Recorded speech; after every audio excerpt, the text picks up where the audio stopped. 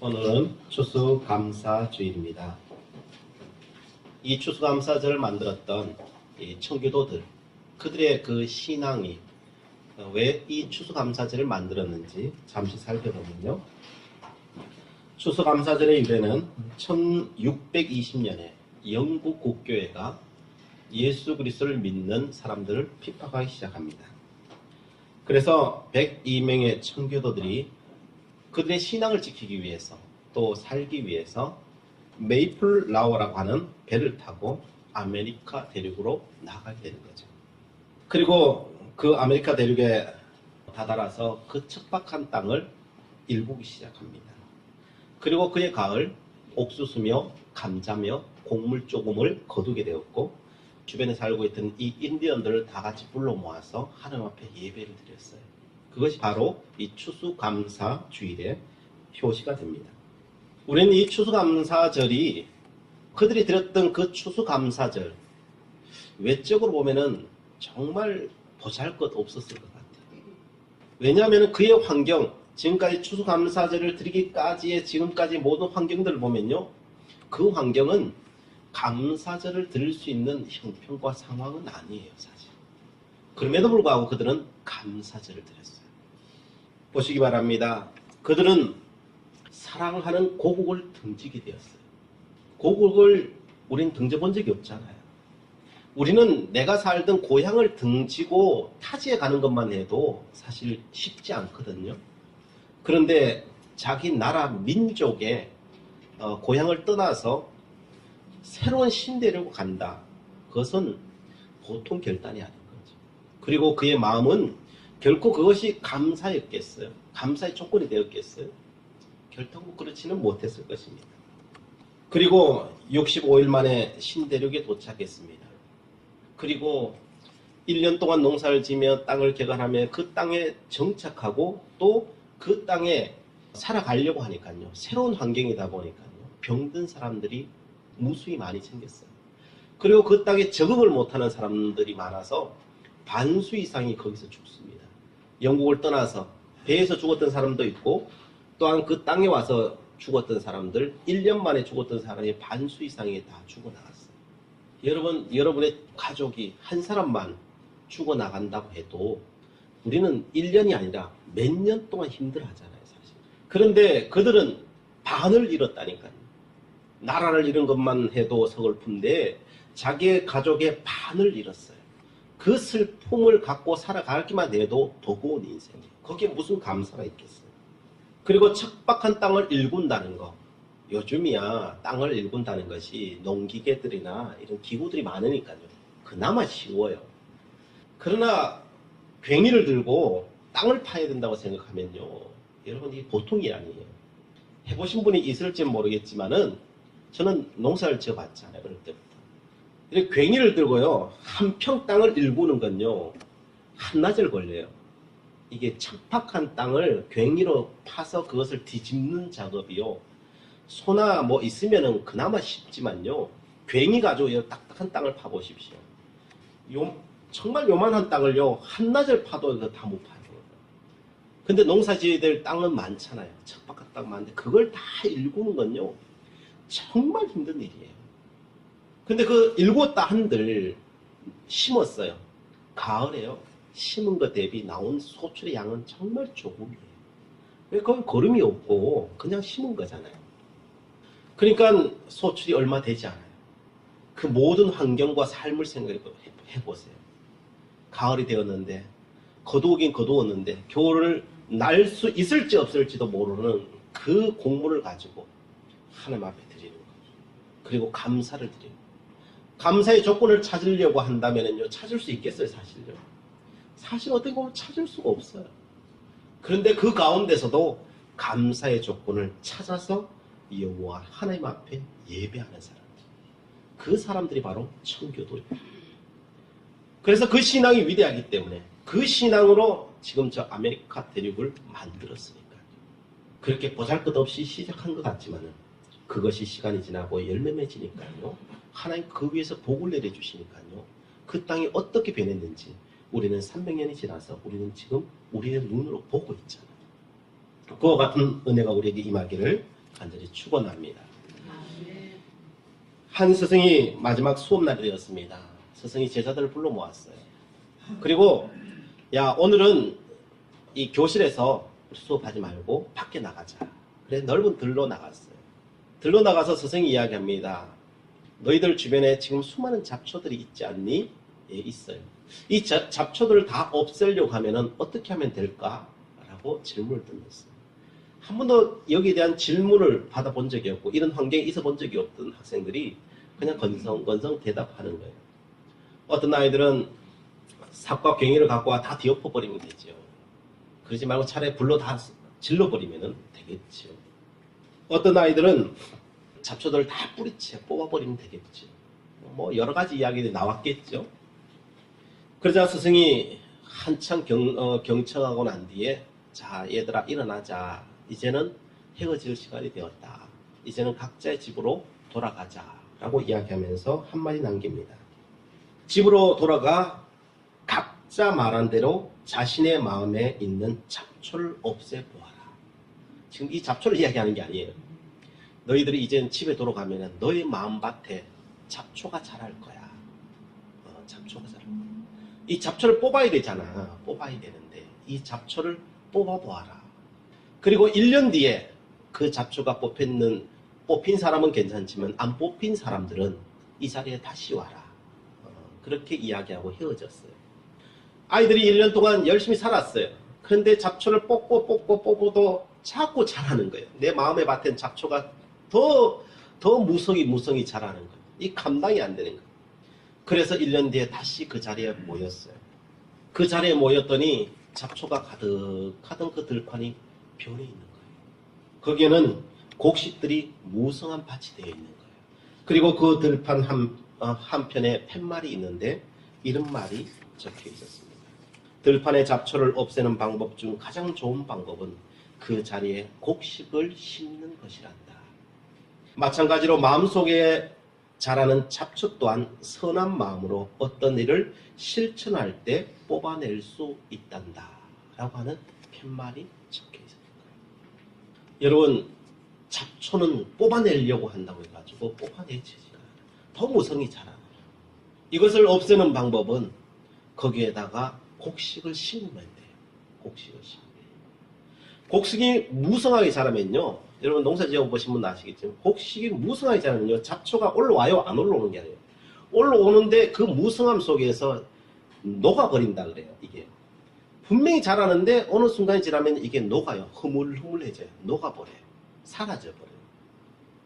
마찬가지로 우리의 마음속에 감사의 마음을 심기 시작하면 잡초이 무성해요. 사실. 환경은 그래요. 그럼에도 불구하고 거기에다가 감사를 계속 심으면 그게 곡식 심는 거예요. 심으면은 거기에 감사가 무성해지는 거예요. 다윗은 잡초 뽑는 데는 탁월한 사람이에요. 다윗은 불행한 인생을 감사의 인생으로 역전시켜버리는 역전의 명수예요. 이게 영적 전쟁에 있어서 가장 탁월한 사람이 있다고 하면은 바로 다윗이에요. 다윗은 어떻게 그걸 그렇게 만들어 버리느냐? 그의 삶을 어떻게 그렇게 만들어 나가는 그 힘이 어디 있느냐? 어떤 방법으로 그것을 만들어 나가는지 오늘 성경은 우리에게 말해주고 있습니다. 시편 29편의 상황은 이렇습니다. 다윗이 사울에게 쫓겨서 도망 다니고 있어요. 수많은 광야를 돌아다니고 있어요. 그날 또 광야의 어느 동굴 하나를 자리 잡고 그곳에 기거하게 됩니다. 차디찬 바닷과 그 어둠 속에서 애통하는 마음을 가지고 어디 갈 곳 없어서 방황하는 그 마음이 뭐 좋았고 기뻤겠어요. 그런 마음 가지고 찬양하게 그 한밤을 새게 되었어요. 그런데 그날따라 폭풍우가 내리치는 거예요. 천둥이 칩니다. 번개가 칩니다. 그 천둥 소리가 얼마나 큰지 안 그래도 처량한 마음에 두려운 마음인데 그 소리를 자리에 심장을 찌르는 거예요. 그 소리가 공포로 다가오는 거예요. 먼 산을 바라보고 있는데 번개가 치는데 백향목을 그냥 내리치는 거예요. 나무를 내리치는 거예요. 나무가 번개에 맞아서 꺾여져 버리는 거예요. 그걸 보면 어떤 생각이 들겠어요? 내 삶 같은 거예요. 야, 저렇게 한순간에 꺾여질 수 있구나. 번개 한번 그냥 내리치는데 꺾여질 수 있고요. 우리 임규창 기사님 오늘 차 타고 오는데 내 발 앞에 나뭇잎 하나가 마른 나뭇잎 하나가 떡 떨어지니까 이게 들고 차를 타셨어요. 이게 내 인생 같다고, 내 인생 같다고 임규창 기사님. 그러면 그래요. 그게 사람의 마음이거든요, 그죠? 번개가 쳐요. 뚝 부러지는데 그게 내 인생 같고 그 불꽃이 옆으로 튀기 시작하는데 그 남아있는 마른 풀들이 그 불타기 시작하는 거예요. 그 산들이 불타기 시작해요. 얼마나 두렵겠어요. 천둥과 번개 소리가 얼마나 큰지 오늘 본문에 보면 짐승들이 놀라서 낙태할 정도다. 그리고 금세 폭우가 내리기 시작하는데 잘 내리지 않는 그 사막 땅에, 광야 땅에 폭우가 내리니까요. 그 모든 것이 다 쓸려져 내려가는데요. 그 검은 물줄기를 바라보자 공포감마저 드는 거예요. 그 밤에 없던 물줄기에 갑자기 막 강물처럼 내려가니까요. 그게 막 두려운 마음. 우리도 한참 비 올 때요. 불광천에 가서 물 한참 내려가는 거 보면요. 보는 자체 두려워요, 사실요. 낮에 봐도 그런데 저녁이면 또 얼마나 그렇겠습니까? 다윗의 마음은 두려움으로 가득 찹니다. 염려와 근심이 안 그래도 있는데 거기에다 이 자연 만물까지 더해지니까요. 그 공포감은 극에 달하는 거죠. 감사하는 삶은 고사하고 저주하고 싶은 생각까지도 들지 않았겠습니까? 우리는 이런 상황이면 어떻게 하시겠습니까? 마음의 잡초가 더 무성하게 나를 그냥 삼켜버리는 이런 상태가 되면 어떻게 하겠습니까? 이와 같은 상황 속에 다윗은 기가 막힌 고백을 하기 시작합니다. 다윗이 그 천둥 번개를 동반한 그 홍수를 보면서 하나님을 생각하는 거예요. 자연도 이렇게 엄청난데 자연이 만들어내는 요 짧은 순간에 이것 때문에 나는 압도당하는데 그런데 이 자연 만물을 다스리는 하나님, 만드시고 다스리신 그 하나님은 얼마나 크시고 위대하신가. 그쪽으로 나아가는 거예요.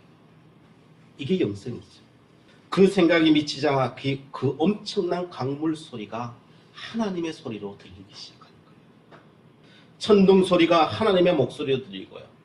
번개소, 지진도, 산불도 다 하나님의 모습과 하나님의 소리로 보이고 들려지기 시작하는 거예요. 그리고 그 소리가 세상 가운데 울려 퍼지는 찬양 소리로 들리기 시작하는 거예요. 마치 이 모든 소리가 교향곡처럼 들리는 거예요. 이게 바뀌어버리는 거죠. 그래서 오늘 시편 29편 1절 2절에 다윗이 이렇게 노래하는 거예요. 너희 권능 있는 자들아 영광과 능력을 여호와께 돌리고 돌릴지어다.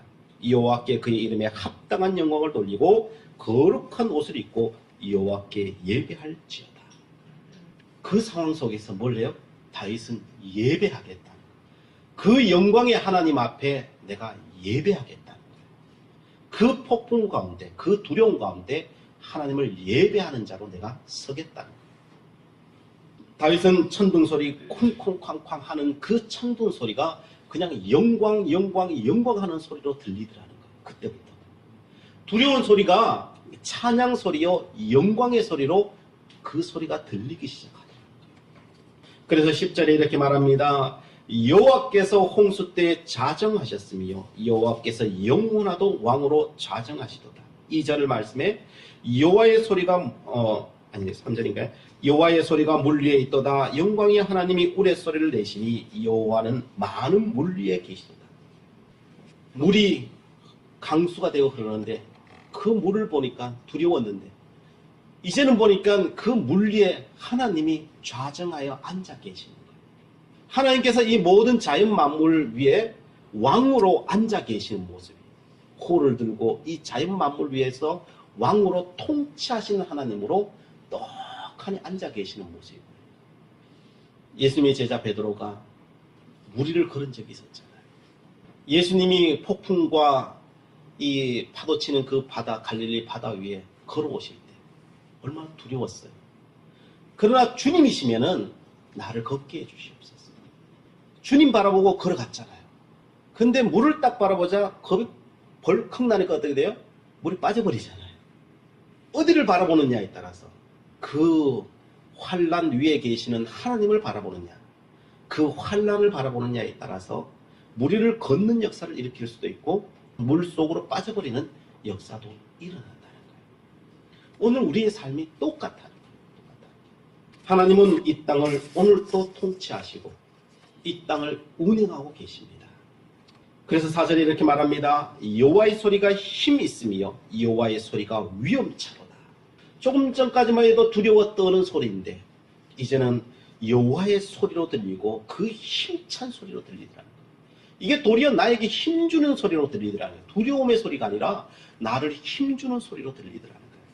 그래서 11절에 우리 다 함께 읽어보겠습니다. 11절 읽어보겠습니다. 시작. 여호와께서 자기 백성에게 힘을 주시며 여호와께서 자기 백성에게 평강의 복을 주시리로다.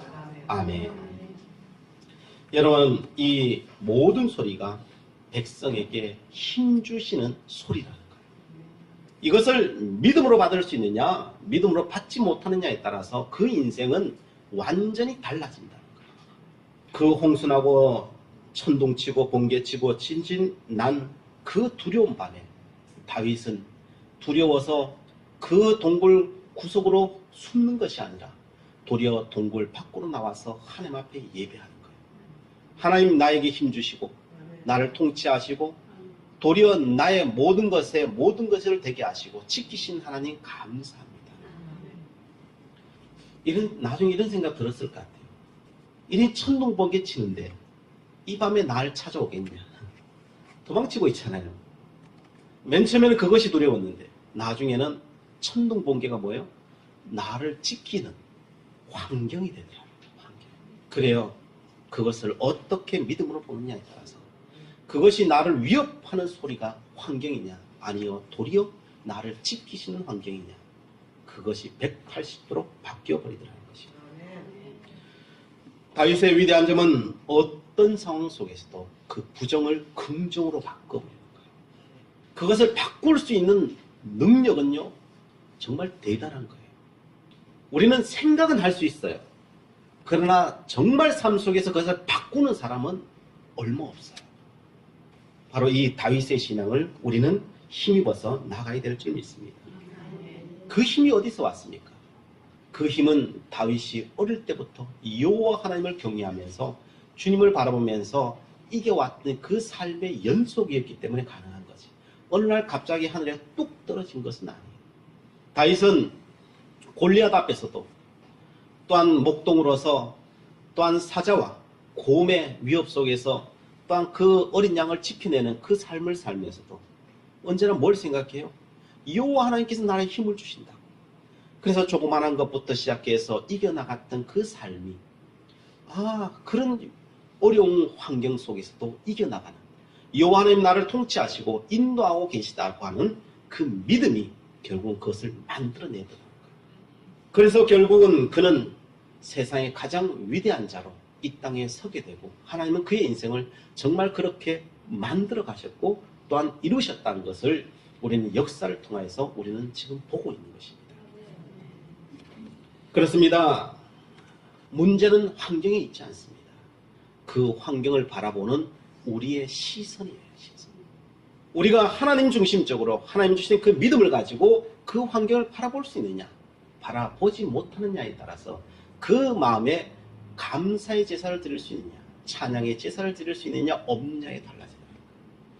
추수감사절을 드렸던 청교도의 신앙이 그러했고 다윗이 그러했고 또한 오늘 우리가 살아가는 우리의 또한 마찬가지입니다.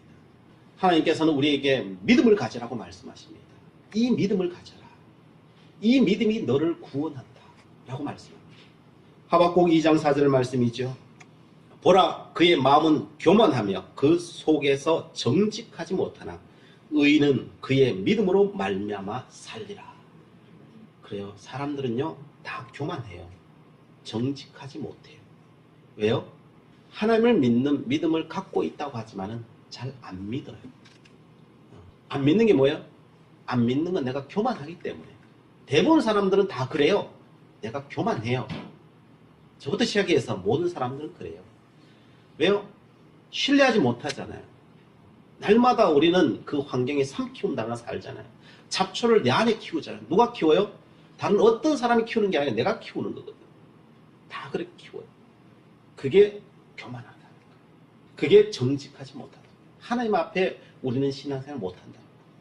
그럼에도 불구하고 그 속에서도 다시 오뚜기처럼 일어나서 믿음으로 사는 자, 의인은 믿음으로 산다는 거예요. 그것이 바로 구약 성경에 하나님께서 우리에게 주시는 세상을 이기는 힘이었어요.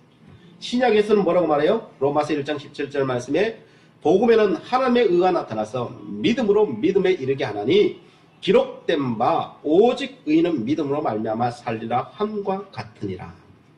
여기도 마찬가지. 복은 뭐냐? 믿음으로 사는 거예요. 어떤 상황과 순간 속에서 믿음으로 사는 자 하나님께서 세우시고 하나님께서 살리게 하신다는 거예요. 히브리서 10장 38절 말씀에 나는 의인은 믿음으로 말미암아 살리라. 또한 뒤로 물러가면 내 마음이 그를 기뻐하지 아니하리라 하셨느니라. 믿음으로 살지 않고 뒤로 물러나는 자 내가 기뻐하지 않는다. 의인은 믿음으로 말미암아 산다는 거예요. 하박국의 말씀이 언제 주어졌습니까? 이스라엘 민족이 잘 나갈 때 그 말씀이 주어졌습니까? 아니죠. 바벨론 포로 당했어요. 모든 것을 다 잃어버렸어요. 그때 하나님께서 요구하신 거예요. 믿으라는 겁니다. 나를 믿어라. 로마서와 히브리서는요, 언제 써졌습니까? 네로 박해 때 써졌어요. 예수 잘 믿고 보겠다고 더 열심히 낼 때, 도리어 박해가 오고 모든 것을 다 잃어버렸던 그때 하나님께서 오직 의인은 믿음으로 산다. 뒤로 물러서지 마라. 뒤로 물러서는 자는 하나님이 기뻐하지 않는다. 라고 말씀하셔요. 환경의 문제가 아닌 것입니다. 왜 그런 상황 속에서도 앞이 안 보이는데 사실은 왜 그렇게 이야기하시겠습니까? 우리의 삶에 우리가 생각하는 때에 그것이 이루어지지 않을 때가 너무나 많기 때문에 그래요. 하나님의 계획하심과 나의 계획이 다르기 때문에 그래요. 여러분, 그 사람들에게 70년 뒤에 하박국 선지자가 있을 때 70년 뒤에 내가 다시 회복하리라. 그 말을 듣는 사람 70년 뒤에 살아있을까요? 죽었을까요?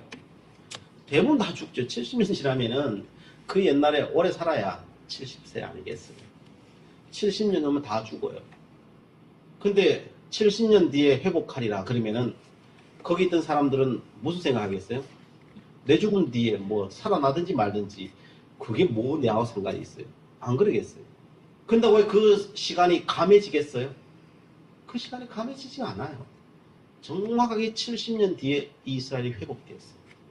그러면 그 사이에 사는 이스라엘 백성들은 그럼 죽어야죠. 다 절망하고 죽어야 되죠. 하나님 그걸 기뻐하시겠어요? 기뻐할 수 없는 거죠. 그래서 의인은 오직 믿음으로 산다. 너희 소망을 가져라. 하나님 내가 이 땅을 다시 회복시킨다. 내가 이 땅을 인도하고 통치하신다. 믿으라는 거예요. 그리고 오늘을 살라는 거예요. 그러면 오늘 살아갈 힘을 내가 준다는 거예요. 그래요. 이스라엘 땅에 못 돌아와요. 70년 안에는 못 돌아와요. 그러나 다니엘이 죽었습니까? 이방 땅에 있었지만 다니엘이 죽었냐? 사드락과 메삭과 아벳느고가 죽었냐고요? 이방 땅에 있었지만 다니엘이 그 땅에서 총리가 돼요. 사드락, 메삭과 아벳느고가요, 그 풀목불 속에 들어가지만은 하나님 거기서 살려내셔요. 믿음으로 사는 사람은 하나님께서 그렇게 살려내셔요. 그러므로 절망하지 말라는 거예요. 내 생각과 너의 생각은 달라요. 그러나 하나님의 구원하심의 계획은 결탄코 변하지 않아요. 또한 로마서와 히브리서를 주었던 그 당시는 어때요? 로마가 국교화되기까지 몇 년이 걸려요? 아직 300년이나 시간이 걸려요. 남아있어요. 그러나 믿음으로 사는 사람은 다 산 줄 믿으시기 바랍니다. 다윗은 시편 31편에 이렇게 말합니다. 31편 23절 24절 너희 모든 성도들아 여호와를 사랑하라. 여호와께서 진실한 자를 보호하시고 교만하게 행하는 자에게 엄중히 갚으시느니라. 여호와를 바라는 너희들아 강하고 담대하라. 강하고 담대해. 여호와를 바라는 자는 하나님께서 반드시 진실한 자를 보호하신다는 거예요. 그런데 문제는 그 과정 가운데 있을 때죠. 과정 가운데 있을 때는 그게 쉽지 않아요. 31편 22절에 이렇게 말해요. 내가 놀라서 말하기를 주의 목전에서 끊어졌다 하였사오나. 그 과정 가운데 있을 때는 주의 목전에서 내가 그냥 끊어진 것 같다. 끊어진 것 같다. 그게 우리의 삶이라는 거예요. 과정 가운데 있을 때. 얼마나 힘들었으면 또 이렇게 고백합니다. 9절에 10절에 여호와여 내가 고통 중에 있사오니 내게 은혜를 베푸소서. 내가 근심 때문에 눈과 영혼과 몸이 쇠하였나이다. 내 일생을 슬픔으로 보내며 나의 연수를 탄식으로 보내며 내 기력이 나의 죄악 때문에 약하여지며 나의 뼈가 쇠하도소이다. 그래요. 그 과정 가운데 있을 때는요. 눈이며 영혼이며 몸이며 다 쇠하는 것 같고 뼈가 녹아나는 것 같고 정말 힘들어요. 그럼에도 불구하고 뭐라고 말해요? 진실한 자는 끝까지 간다는 거예요. 뭘로요? 믿음으로 나는 끝까지 살겠다는 거예요. 끝까지. 그래서 뭐라고 말해요? 강하고 담대하다. 강하고 담대하지 않으면 그걸 어떻게 지나가겠어요? 그 과정을. 그러나 오직 의인은 믿음으로 사니 그 길을 믿음으로 살아내라는 거예요. 그것을 바꾸어내라는 거예요. 미 우주 왕복선 콜롬비아호가 지구로 귀환하다가 폭발한 적이 있어요. 우리가 그 시대를 우리는 살아왔지 않습니까? 7명의 우주인이 목숨을 잃게 되었습니다. 그때 순직당했던 우주인 리기 안에 에볼린이라고 하는 사람이 이런 글을 썼어요. 지난 1월 16일 이제 2주간이 지나면 남편이 우주에서 돌아와 나를 꼭 안아주며 내 귀에 다정하게 속삭여 줄 것을 생각하며 편안한 마음으로 우주 왕복선의 이륙을 지켜보았다. 그런데 2월 1일 콜롬비아호는 지구 대기권에 진입하던 중 텍사스 상공에서 폭발했다. 내 삶이 하늘에서 송두리째 산산조각 나는 순간이었다. 엄마, 내 수학 숙제는 누가 도와주나요? 내가 결혼할 때 누가 날 데리고 입장하는 거예요? 라며 울부짖는 딸아이에게 난 아무런 대답도 하지 못하고 끊어 알아만 주었다.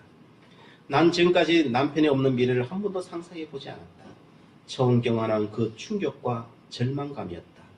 그런데 그때 내 마음 깊숙한 곳에서 나지막한 음성이 들려오고 있었다. 인생의 어려운 시절마다 한결같이 위안을 주던 주님의 음성이었다. 주님은 넌 헤쳐나갈 수 있어 라고 말하는 것이었다. 그렇다 우리 결혼 생활의 중심에는 우리의 사랑보다 더 큰 사랑이 함께하고 있었다. 난 그 큰 사랑, 그 조건 없는 사랑을 언제나 의지해오고 있지 않았던가. 그 사랑은 내가 울부짖는 순간에도 여전히 나와 함께하고 있었다. 그동안 그분의 사랑이 내 남편과 나를 그리고 내 예쁜 두 아이를 묶어주지 않았던가. 그분이 함께 하신다면 우리는 여전히 그의 사랑 안에서 함께하고 있는 것이다. 그분 사랑이 끝이 없는 것이기에 라고 글을 썼어요. 그래요. 어떤 상황 속에서도 우리는 그 과정이 다 이해가 안 가요. 사실 우리가 당하는 이 모든 것들이 어떻게 다 이해가 되겠어요? 이해가 안 가요. 사실 그럼에도 불구하고 그 이해 안 가는 그것을요 하나님의 그 신실하심으로 하나님께서 반드시 이루시고 우리를 감사케 만드는 자리로 인도하신다고 하시는 그 믿음 하나를 가지고 우리는 나아가는 거예요. 오직 의인은 믿음으로 말미암아 살고 오직 의인은 바로 하나님께서 우리를 통해서 이루신다고 하시는 그것을 알기에 우리는 감사의 조건이 우리의 삶 속에 없을 때도 많아요. 그럼에도 불구하고 우리는 추수감사절 예배를 하나님 앞에 드리는 것입니다. 그러므로 우리가 주님 앞에 어떤 상황 속에서도 다윗이 고백한 것처럼 강하고 담대해라. 그 강하고 담대한 그 믿음을 가지고 나갈 때 하나님께서 우리의 인생을 주의 오른손을 붙드시고 인도하시고 우리의 삶을 복되게 인도해 주시리라. 평강으로 인도해 주시리라 믿습니다. 기도하시겠습니다. 사랑의 하나님 감사합니다. 우리의 어떠한 삶의 자리에서도 지키시고 인도하고 계시는 주님의 그 크신 사랑을 생각하며 추수감사 예배를 드립니다. 오직 믿음으로 드립니다. 마음을 다하여 드리는 이 예배를 받으시고 주님의 그 선물로 그 풍성함으로 우리의 인생을 친히 인도하여 주시옵소서. 예수 그리스도의 이름으로 기도드리옵나이다. 아멘.